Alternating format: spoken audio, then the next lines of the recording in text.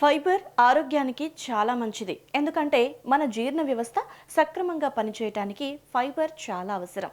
దీంతో ఏ health issue తలెత్తినా, diabetes attack చేసినా ముందుగా డాక్టర్లు ఫైబర్ ఫుడ్ ఎక్కువగా తీసుకోమని సలహా ఇస్తూ ఉంటారు.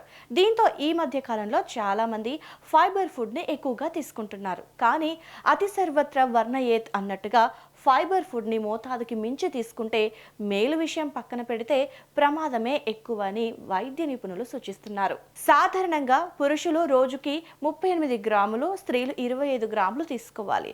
అటు ఇటుగా రోజుకు ఒక 40 గ్రాముల వరకు ఫైబర్ తీసుకుంటే పర్వాలేదు. కానీ రోజుకి 40 నుంచి 50 గ్రాముల కంటే ఎక్కువ ఫైబర్ని శరీరంలోకి పంపిస్తే జీర్ణకోశంపై తీవ్ర ప్రభావం చూపుతుంది. పొట్ట ఎప్పుడు ఉబ్బరంగా గాలితో నిండినట్లుగా అనిపించి అసౌకర్యంగా ఉంటుంది. ఇక అతిగా పీచు పదార్థం తింటే అది పేగుల్లో పులిసిపోయి గ్యాస్ని ఉత్పత్తి చేస్తుంది. అంతేకాదు, అతిగా పీచు తింటే మన శరీరం ఆహారంలోని జింక్, ఐరన్ వంటి ముఖ్యమైన ఖనిజాలను గ్రహించలేకపోతుంది.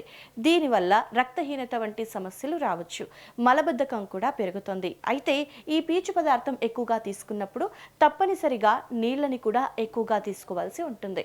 అప్పుడే మన శరీరంలోకి వెళ్ళిన పీచు పదార్థం సరిగ్గా పనిచేస్తుంది.